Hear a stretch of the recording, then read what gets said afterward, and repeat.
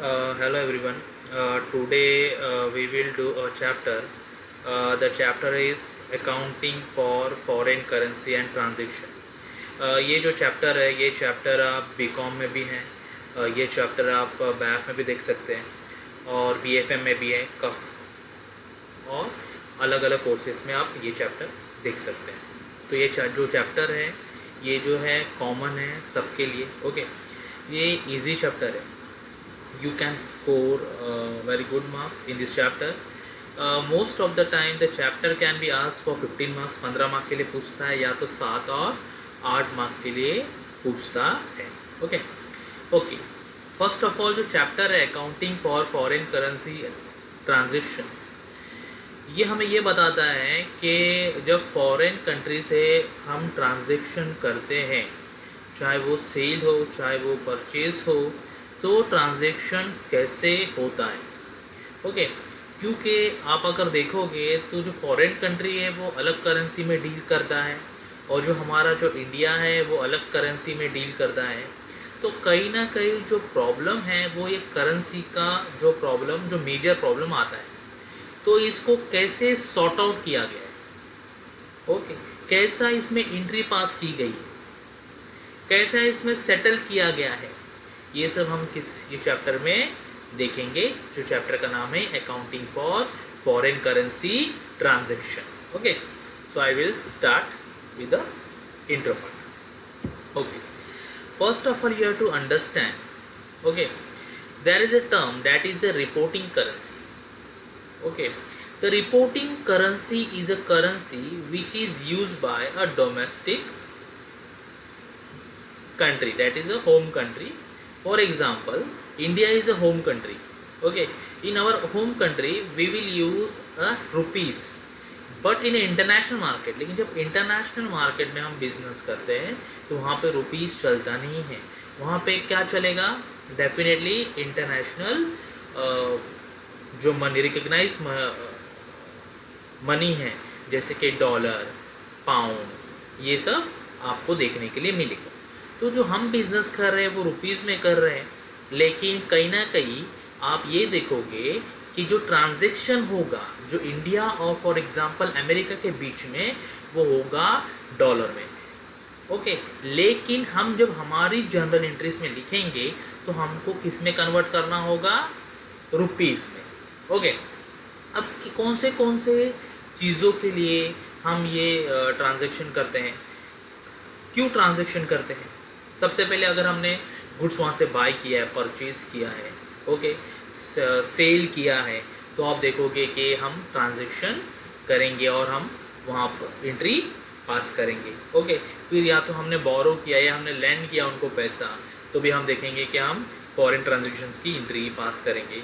या अदरवाइज़ कोई एसेट है जिसको हमने या तो सेल किया है या तो फिर कोई लाइबिलिटीज़ है जो हमने पे किया है फॉरेन कंट्री में. ओके, तो तब हम ये एंट्री पास करेंगे. ओके ओके, अभी कुछ इम्पोर्टेंट कॉन्सेप्ट है जो मैं आपको बताना चाहूँगा. सबसे पहले है एवरेज रेट. देखिए, जो एवरेज रेट है ना, ये एवरेज रेट कभी कभार है ना सम्स में दिया जाता है. ओके, अगर नहीं दिया है तो हम क्या करेंगे? Opening rate plus closing rate, opening rate plus closing rate divide by 2. Opening rate यानी जो ईयर के स्टार्ट में रेट था या आपने जब फर्स्ट टाइम सेल किया था उस वक्त जो करेंसी का रेट क्या था वो ओपनिंग रेट, और क्लोजिंग रेट यानी जब last date of a year में आपके करेंसी का रेट क्या है, आप दोनों को प्लस करके डिवाइड बाय 2 कीजिएगा तो आपको क्या मिलेगा? Average rate. Okay, closing rate मैंने ऑलरेडी बता दिया. क्लोजिंग रेट मतलब जो ईयर के एंड में जो भी रेट रहेगा वो होगा क्लोजिंग रेट. ओके, नेक्स्ट है एक्सचेंज डिफरेंस. देखिए, एक्सचेंज डिफरेंस है ना एक मेजर कॉन्सेप्ट है. वो मेजर कॉन्सेप्ट इसीलिए और मोस्ट इंपॉर्टेंट कॉन्सेप्ट है क्योंकि क्या होता है, फॉर एग्जांपल इंडिया और यूएसए के बीच में बिजनेस ट्रांजैक्शन है. जब भी हमने कोई डील की थी, डील करते वक्त हो सकता है वो जो रेट है वो हो 50. डील यानी फॉर एग्जांपल कोई भी प्रोडक्ट को हमने उस वक्त सेल किया या कॉन्ट्रैक्ट किया, उस वक्त जो रेट था वो क्या था? 50. लेकिन कुछ समय के बाद, डेफिनेटली कुछ टाइम जाने के बाद आप देखते हो 2 महीना, 3 महीना, 4 महीना, जब भी हम मनी का डील करेंगे, यानी या तो हमको पैसा रिसीव होगा अगर हमने सेल किया है, अगर हमने परचेस किया है तो हम पैसा पे करेंगे। जब हम ये चीज़ डील करेंगे तो आप देखोगे जो 50 था वो 50 नहीं रहेगा, वो वहाँ पर चेंजेस आएगा। जो चेंजेस आएगा उसको हम क्या बोलेंगे, एक्सचेंज डिफरेंस। या तो हमें उसमें प्रॉफिट हो सकता है या तो लॉस हो सकता है। कैसे प्रॉफिट, यानी फॉर एग्जांपल मैंने अगर कोई चीज़ सेल किया है, सेल करते वक्त हो सकता है जब मैंने वो कॉन्ट्रैक्ट साइन किया था यूएसए की कंपनी के साथ, तो डेफिनेटली वो रेट था 50 रुपया, 50 रुपीज़ उसका रेट था।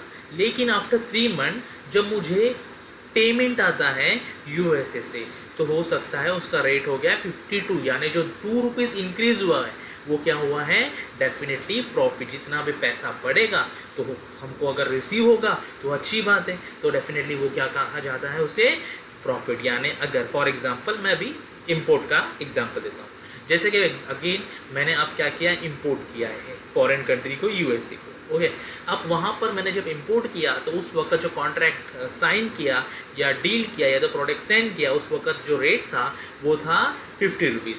लेकिन अब क्या होता है, अगेन रेट 3 महीने के बाद जब मुझे इंपोर्ट का पैसा उन लोगों को देना है, उन लोगों को पे करना है यूएसए को, तो रेट हो जाता है 52। देखो अगर मुझे ज़्यादा देना पड़ रहा है तो मेरे लिए क्या हो गया, वो लॉस हो गया। यानी एक्सचेंज डिफरेंस 2 रुपीज़ है, लेकिन मेरे लिए वो क्या हो गया, लॉस हो गया। क्लियर है। आगे एक्सचेंज रेट। देखिए एक्सचेंज रेट क्या है, एक्सचेंज रेट मतलब पर्टिकुलर ट्रांजेक्शन के वक्त आपका जो पर्टिकुलर रेट रहेगा। ओके, क्योंकि देखो every day there is a different rate are there. Okay, हर दिन जो difference of rate you can see, अभी अगर आप देखोगे आज अगर 70 है तो कल ज़रूरी नहीं 70 हो, 70.35 पैसा, 25 पैसा, 2 पैसा, 5 पैसा, जो भी रेट में चेंजेस आएगा उसी को क्या बोलते हैं, एक्सचेंज रेट। पर्टिकुलर डे पे पर्टिकुलर रेट दिखा जाता है। Okay, next is foreign currency. Foreign currency means the currency other than reporting currency, means other than our home currency is known as a foreign currency. Okay, अब there is a procedure, accounting procedure. देखिए सबसे पहले तो आपको ये समझना है कि हमको इसमें जनरल एंट्री पास करना है। Even you have to solve the ledger. Okay, आज हम लोग जो सम सॉल्व करेंगे डेफिनेटली वो जनरल एंट्री वाला होगा, जो आपको मैं ट्राई करूँगा समझाने का। ओके, उसके बाद में अकाउंटिंग एंट्रीज। अभी जो अकाउंटिंग एंट्रीज है ना वो बहुत सिमिलर है जो हमने ऑलरेडी पास्ट में किया है, जैसे कि परचेज, जैसे कि सेल्स, ये सारे जो एंट्रीज है यही हम इसमें करते हैं। ओके, नेक्स्ट चीज़ जो इम्पॉर्टेंट पार्ट है कि एक्सचेंज डिफरेंस। आप एक नया कॉन्सेप्ट देखते हो जो मैंने थोड़ा पहले एक्सप्लेन किया है। फिर कैसे प्रॉफिट को आपको प्रॉफिट होता है या लॉस होता है वो आपको पता करना है। जो भी प्रॉफिट होगा तो भी वो प्रॉफिट एंड लॉस में जाएगा और ट्रांसफ़र होगा, अगर लॉस होगा तो भी वो प्रॉफिट एंड लॉस में ट्रांसफ़र होगा। ओके, तो ये सब चीज़ आप यहाँ पर देखोगे।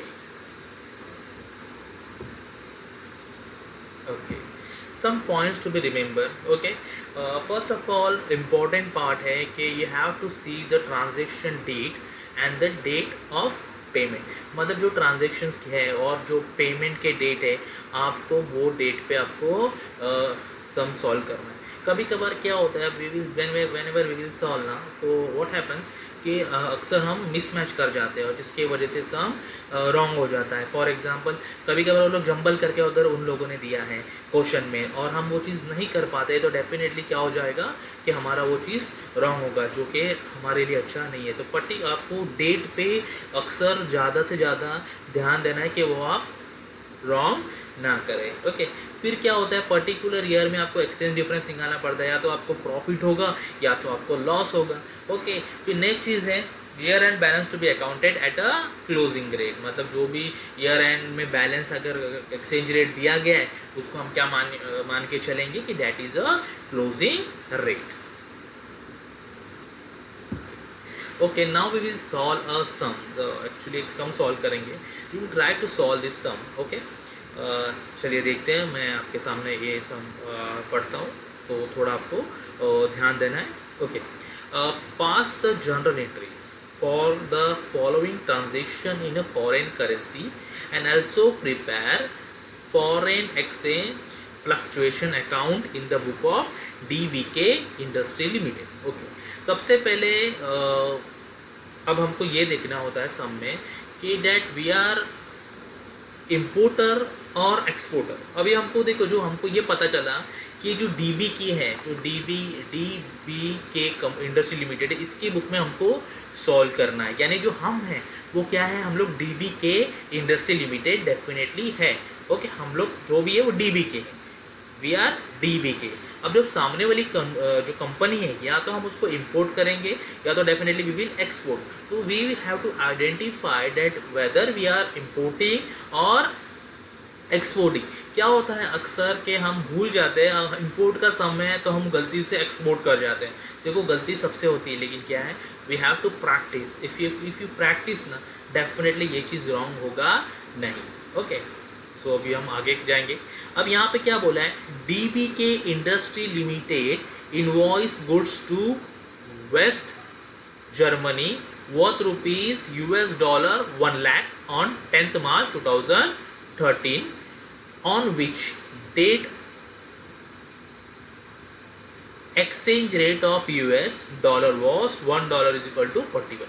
देखिए यहाँ पर उसने बोला है DBK इंडस्ट्री लिमिटेड बोल के कंपनी है, जो हम लोग हैं, invoice the goods to West Germany worth rupees $1 lakh। Invoice, अभी देखिए, अगर आप दुकान में सेल करने के लिए, सॉरी, दुकान में आप जाते हो कुछ खरीदने के लिए, तो इनवॉइस कौन बनाता है? इनवॉइस बनाता है दुकानदार। यानी बिल कौन बनाएगा? दुकानदार, आप तो नहीं बनाओगे। तो यहाँ से मुझे ये समझ में आ रहा है, जब DBK ने इनवॉइस बनाया गुड्स का, यानी DBK कौन हो गया यहाँ पे? एक्सपोर्टर।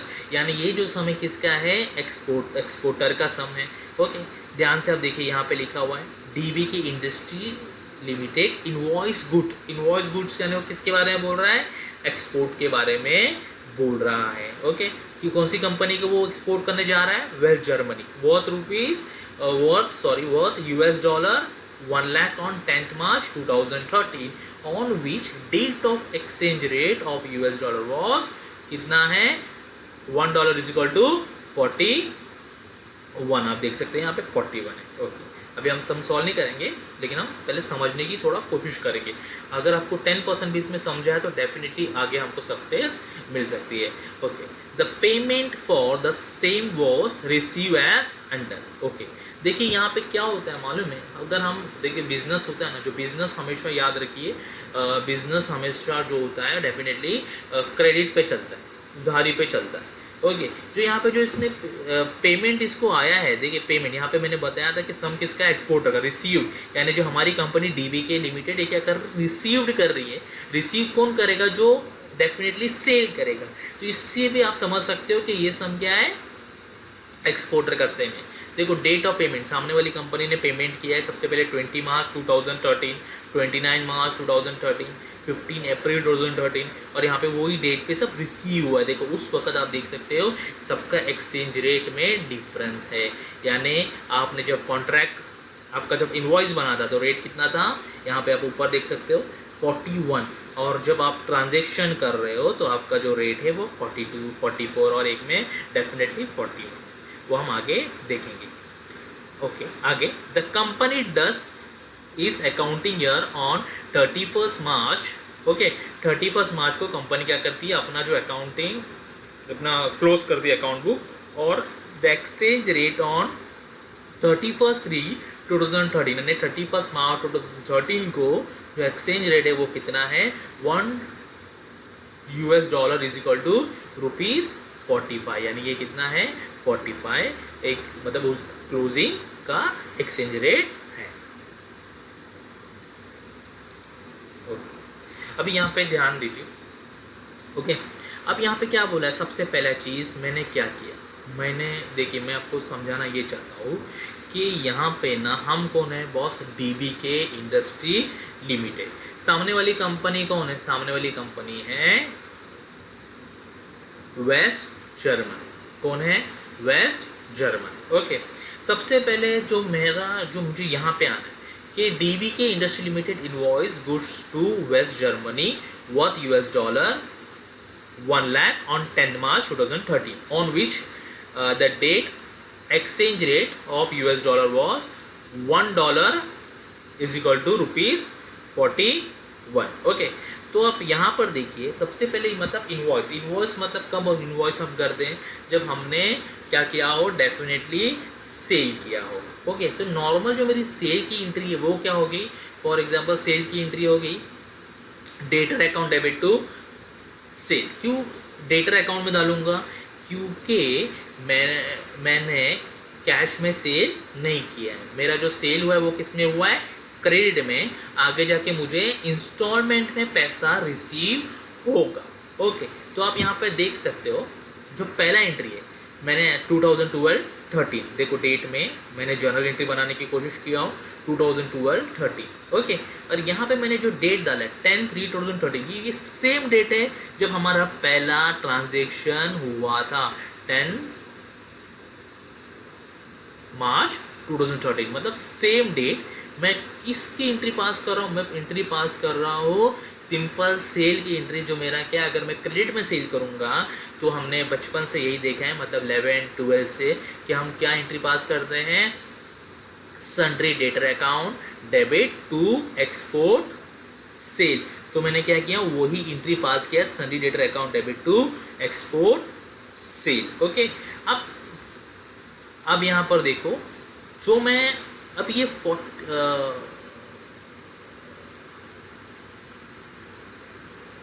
जो अमाउंट आया, ये अमाउंट कैसे आया, जो अमाउंट आया कुछ समथिंग 41 लाख, ये कैसे आया, 41 लाख ये आएगा आपको. आप यहाँ पे 1 लाख इंटू जब 41 लाख करोगे तो आपको कितना, 1 लाख इंटू 41 रुपीज़ 41 जब आप करोगे तो आपको कितना आएगा, 41 लाख आएगा.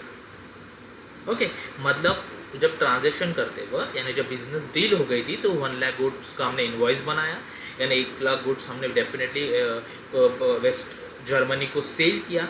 और उस वक्त जब हमने वो ट्रांजैक्शन किया था तो मेरा रेट कितना था, 41 रुपीज़ 41. तो आपको 1 लाख इंटू 41 करना है. और एंट्री आप क्या पास करोगे, sundry debtor account debit to export sale, यानी आप अपने जो सेल किया उसका सिंपल एंट्री आपको पास करना है. और narration simple being export of goods करके आप लिखोगे तो you will get full marks. आगे देखिए यहाँ पर आप जो चालू होगा ना वो ये है कि आप ध्यान से देखिए यहाँ पर जो चालू होगा ना, अभी पैसा रिसीव हो, जब पैसा रिसीव होगा ना तो ये बहुत इंपॉर्टेंट है कि आप कैसे सॉल्व करोगे. जब पैसा रिसीव होगा तो आप यहाँ पे देखिए सबसे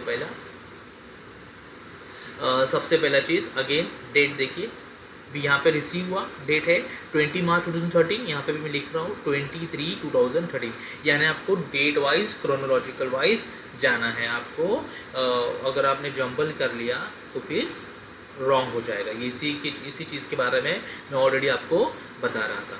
ओके, आप एंट्री पास क्या करोगे, आप रिसीव करते हो तो सेम एंट्री जो हम बचपन से करते आ रहे हैं, यानी 11-12 से एंट्री है bank account debit to sundry debtor, bank account debit to sundry debtor.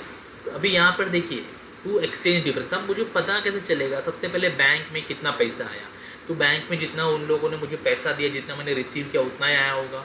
तो मैं क्या करूँगा, मैं सबसे पहले इधर देखिए US dollar 40,000 US dollar 40,000 into 42 कितना आएगा आपको, कुछ समथिंग 16,80,000 आएगा. आपको 16,80,000 आएगा, 16,80,000 आएगा. उसके बाद में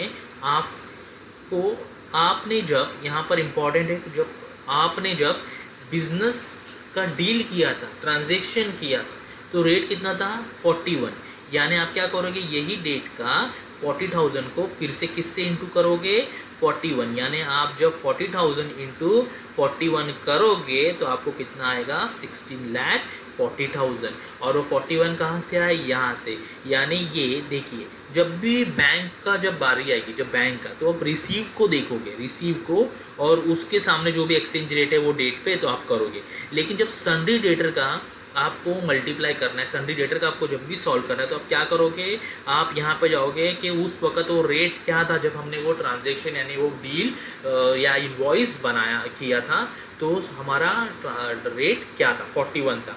और रिसीव कितने डॉलर का पैसा रिसीव हुआ है, डेफिनेटली 40,000 का. तो आप उसको इंटू करोगे तो आपको क्या आएगा यहाँ पे 16,40,000। अब यहाँ पे देखिए ये इस वक्त 41 था, इस वक्त 42 हो गया, यानी 41 से 42। मुझे ये बताइए, अब जिस वक्त आपने डील किया था उस वक्त 41 था, बराबर है, लेकिन कुछ समय के बाद में आपने सेल करते वक्त आपका 41 था, लेकिन जब पैसा रिसीव हो रहा है तो 42, मतलब सोने पे सुहागा। ओके, तो यानी 1 रुपया बढ़ गया तो 1 रुपया आपके जेब में ही जाएगा। क्लियर है? तो वो आपका प्रॉफिट हुआ या लॉस हुआ? जितना ज़्यादा हमको मिलेगा उतना हमारा हमेशा क्या होता है? प्रॉफिट। जितना कम मिलेगा उतना हमारा क्या होता है? लॉस। ओके, यानी ज़्यादा मिला तो हमारा क्या होगा? प्रॉफिट। अगर ज़्यादा मिला तो हम क्या करेंगे? यहाँ पर आप देख लीजिए X2 एक्सचेंज डिफरेंस, यानी आपको एक्सचेंज डिफरेंस को क्या करना है? डेफिनेटली क्रेडिट देना है। Exchange difference fluctuation, exchange foreign exchange fluctuation भी बोलते हैं इसको, और एक्सचेंज डिफरेंस भी बोलते हैं। आप जो लिखोगे वो राइट है। Okay, foreign exchange fluctuation account, debit foreign exchange fluctuation को टू क्रेडिट में लिखा, और क्या करोगे? जो डिफरेंस है दोनों का, यानी ये 41, ये 41 और ये 42, डिफरेंस कितना है? 1 रुपीज़ का, उसको किसके साथ इंटू करोगे? इसके साथ, 40,000। यानी आपको सब कुछ इंटू किसके साथ करना है? इसके साथ। लेकिन आपको क्या कब इंटू करना है उसी पे आपको ध्यान देना है। अगर आप वो मल्टीप्लाई करेक्टली करोगे तो ही आपका आंसर राइट आएगा, वरना क्या हो जाएगा? अक्सर रॉन्ग होगा। ओके ओके, नेक्स्ट ट्रांजेक्शन अब यहाँ पर देखिए। नेक्स्ट ट्रांजेक्शन है 29 मार्च 2013। यूएस डॉलर का पैसा मिला है $35,000 हमको रिसीव हुआ है। उस वक्त रेट कितना था? 41। अभी भी same entry, bank account debit, बराबर, टू सन्ड्री डेटर। अब बैंक अकाउंट डेबिट में अगेन 35,000 इंटू 41, यानी जो उस वक्त का जितना का पैसा रिसीव हुआ, जितने डॉलर का, और जितने डॉलर रिसीव हुए, और उसका रेट उस वक्त क्या था, उसको हमने क्या करना है? इंटू करना है। उस वक्त रेट था 41, यानी 35,000 इंटू 41। जब आप 35,000 इंटू 41 करोगे तो आंसर आएगा 14,35,000। ओके, फिर सन्ड्री डेटर में आप क्या करोगे? अगेन 35,000 यहाँ पे लोगे, और उस वक्त ट्रांजेक्शन जब आपने किया था, यानी 10 मार्च 2013 को, तो रेट कितना था? 41 था, रेट था 41। तो उसको आप करोगे, यानी 35,000 इंटू 35,000 इंटू 41, तो कितना आएगा? अगेन आएगा 14,35,000। ओके, 14,35,000। अब क्या होगा? देखो, ये भी 41 है, ये भी 41 है, यानी यहाँ पर कोई भी एक्सचेंज डिफरेंस आपको देखने के लिए नहीं मिलेगा। ओके, अब नेक्स्ट। ओके, अब क्या होता है पता है यार? अभी देखिए, अब हमने ये ट्रांजेक्शन किया 20 मार्च 2013 वाला, 29 मार्च 2013 वाला भी ट्रांजेक्शन हमने किया। अब उसके बाद क्या आता है मालूम है? उसके बाद आता है 15 अप्रैल, और मेरा ईयर कब क्लोज हो रहा है? 31 मार्च। यानी आप ये देखोगे कि कहीं ना कहीं ईयर क्लोजिंग के बाद एक ट्रांजेक्शन है, लेकिन ईयर जब क्लोज होता है ना, तो यहाँ पे कुछ क्लोजिंग एंट्रीज है जो आपको पास करनी ही करनी है।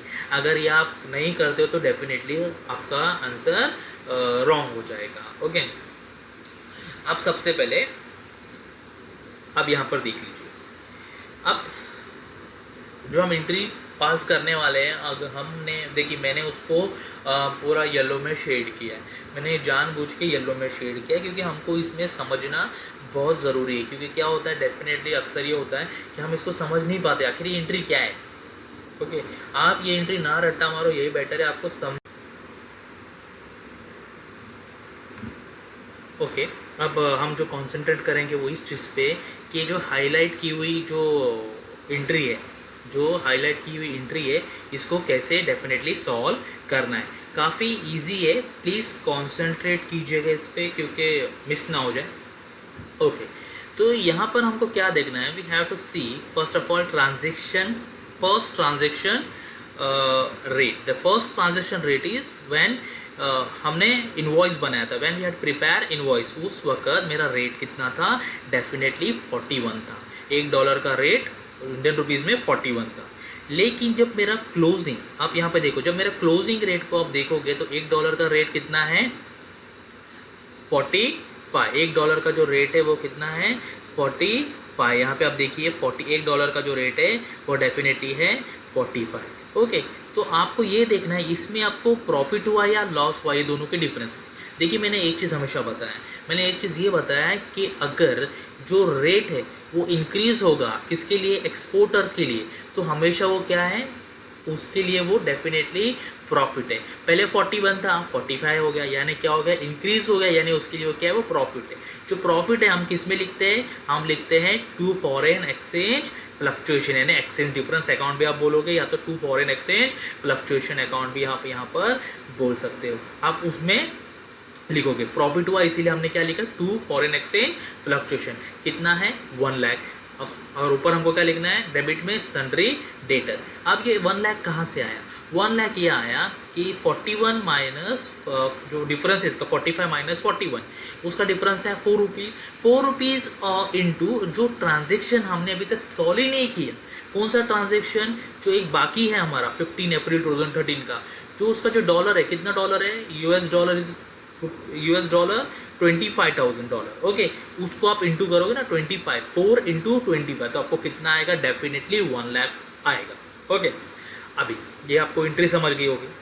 ओके, इसके बाद में जो अगेन एक 31/3/2013 की एंट्री है, वो क्या है, वो भी इंपॉर्टेंट एंट्री है। यहाँ पे आपको क्या देखना पड़ता है, यहाँ पर आपको देखना पड़ता है जो भी आपका प्रॉफिट हुआ है या लॉस हुआ है वो एक्सचेंज डिफरेंस में, उसको आपको प्रॉफिट एंड लॉस में ट्रांसफ़र करना होता है। तो ये एंट्री जो है ना, उसकी एंट्री, यानी जो भी एक्सचेंज डिफरेंस आपको प्रॉफिट हुआ या लॉस हुआ है, उसको आपको किस में ट्रांसफ़र करना होगा, डेफिनेटली उसको आपको ट्रांसफ़र करना होगा प्रॉफिट एंड लॉस में।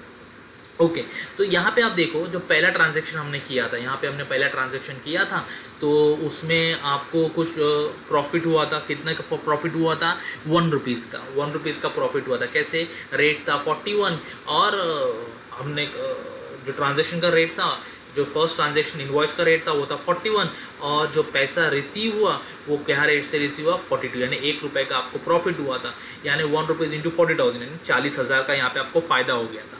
अगेन जो सेकेंड है, आपको वहाँ पे कुछ भी फ़ायदा नहीं हो गया था।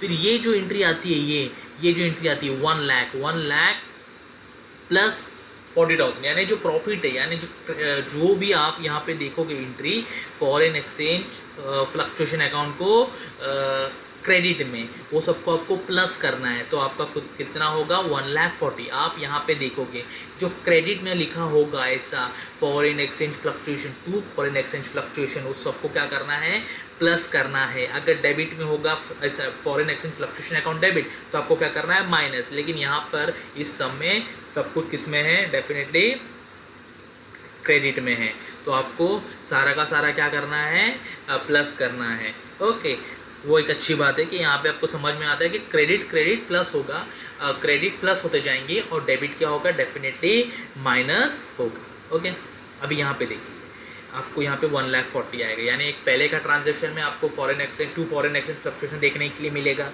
तो वो आप क्या करोगे 40,000 प्लस ये 1 लाख करोगे, तो आपको ये एंट्री पास करना है। देखो यहाँ पे प्रॉफिट हुआ ना, इसीलिए हम क्या करते हैं, टू प्रॉफिट एंड लॉस को क्रेडिट देते हैं। अगर गलती से यहाँ पे लॉस होता तो हम क्या करते हैं, प्रॉफिट एंड लॉस को क्या करते हैं, डेबिट देते हैं, और नीचे लिखते हैं फॉरेन एक्सचेंज फ्लक्चुएशन, ऐसा है। ओके, नेक्स्ट चीज़, जो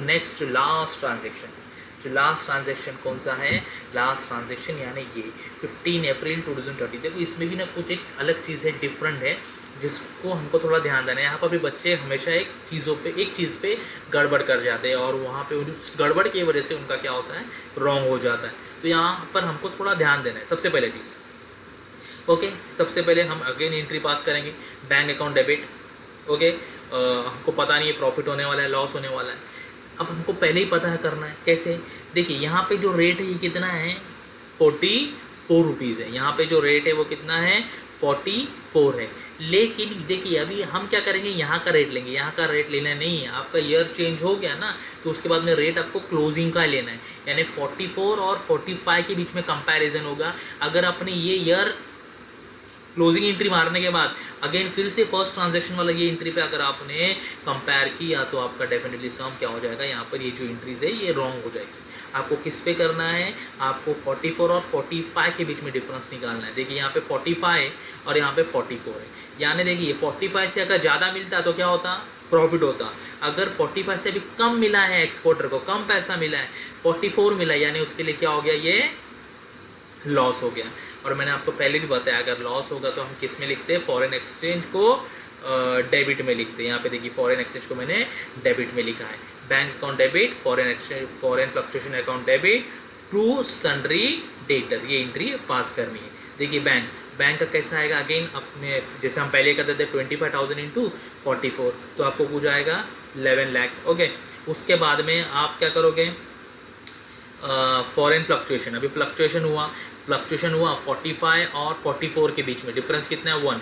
और हमको ये समझ गया ये 45 क्लोजिंग वाला जो रेट है जो हमको कंपेयर करने के लिए होता है, ये कितना है, ये ज़्यादा है, और जो हमको रिसीव हुआ ये कम है। यानी क्या हो गया, अगर मेरा जो एक्सपोर्टर है उसको कम पैसा मिलता है, कम रेट मिलता है, तो उसके लिए क्या हो गया, डेफिनेटली वो क्या हो गया, लॉस हो गया। लॉस हो गया तो वो क्या करेगा, अभी लॉस हुआ तो फॉरेन फ्लक्चुएशन को क्या करना होगा, डेबिट देना होगा, जो हमने दिया है कितना, 25,000। ओके, यानी कैसा, 1 डिफरेंस है 1 रुपीज़ इंटू हमारा 25,000, जो डॉलर है उसको तो आएगा 25,000। ओके, टू सन्ड्री डेटर, अब ये कहाँ से आएगा, ये आएगा अगेन 25,000 इंटू ये 45, तो कितना आएगा आपको 11,25,000। ओके, तो ये कुछ ऐसा सम था। अब यहाँ पे देख सकते हो ये जो मेरा हाईलाइट एंट्री है, मैं आपको बताना चाहता हूँ। यहाँ पे देखिए ये मेरा कैसा है, ये 40,000 का है बराबर। ये जो मेरा ये जो एंट्री मैं बताना चाहता हूँ, देखिए ये जो एंट्री है 31/3/2013 की, तो मेरा सेकेंड लास्ट एंट्री है। देखिए ये 40,000 यहाँ पर था और ये 1 लाख हाईलाइटेड का मिला के 1,40,000। अब मैंने फॉरेन फ्लक्चुएशन अकाउंट को डेबिट में लिखा है, टू प्रॉफिट एंड लॉस को क्रेडिट में लिखा है। क्यों, क्योंकि ये दोनों भी जो है ना, ये भी क्रेडिट में है और आप देख रहे हो तो ये भी मेरा क्रेडिट में, यानी जो क्रेडिट में अगर आएगा तो मेरा प्रॉफिट हुआ, तो मैं क्या करूँगा, उसको प्रॉफिट एंड लॉस को क्रेडिट में लिखूँगा। अगर यहाँ पर अगर लॉस होता तो क्या आएगा, मेरा प्रॉफिट एंड लॉस को डेबिट। और कैसे पता चलेगा, आप हमेशा याद रखिए, ये पता चलेगा कि प्रॉफिट एंड लॉस कैसे पता चलेगा, foreign exchange fluctuation account credit रहेगा तो प्लस हम करेंगे, डेबिट रहेगा तो डेफिनेटली हम क्या करेंगे, माइनस करेंगे। यहाँ पे दोनों भी क्रेडिट था, इसीलिए क्या हुआ, वो प्लस होके सीधा सीधा आ गया, कुछ प्रॉब्लम अपने को देखने के लिए मिला नहीं। लेकिन कुछ ऐसे सम्स में हो गए जिसमें क्रेडिट भी होगा, डेबिट भी होगा, उसमें कन्फ्यूज़ आप ना हो। आपको क्या करना है, सीधा सीधा जो क्रेडिट है उसको आप क्या करेंगे, प्लस करेंगे और डेबिट को माइनस करते जाओगे।